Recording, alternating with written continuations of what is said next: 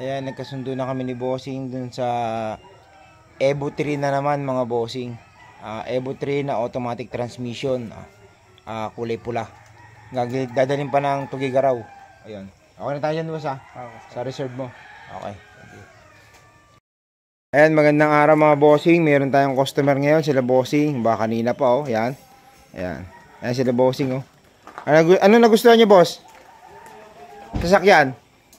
Automatic, sir. Automatic na gagawing Evo 3. Oh, yan, gagawing Evo 3. Evo 3 na naman. Pang ano kayo, boss? Pang 27. Pang 27 na kayo na Evo. Makikita niyo naman yung mga post ko, di ba? Pang 27 na kayo. Yan, pwede naman din na yung sa iba, tatagalan lang sila maghulog kaya nandyan pa. Sino yung mas maunang maghulog, mas maunang na nagagawa yung mga Evo namin na ano. Ayan, dito sila Bossing oh. Saan pa kayo galing, boss?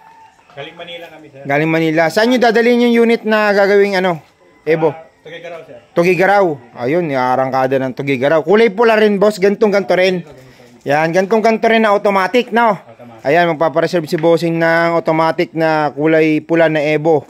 Ganto rin. Ganto rin ba o ano? Pwedeng ibang kulay. Pero ganyan din, bone red din.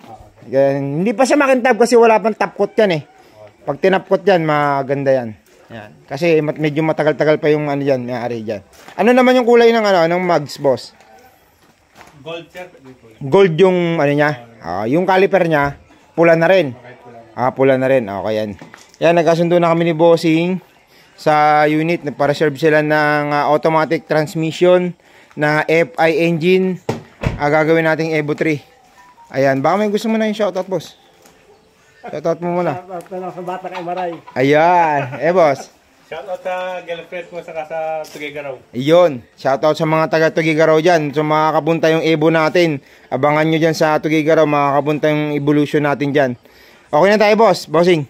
Okay na, boss. Thank you. Boss. Thank you. Salamat. Okay.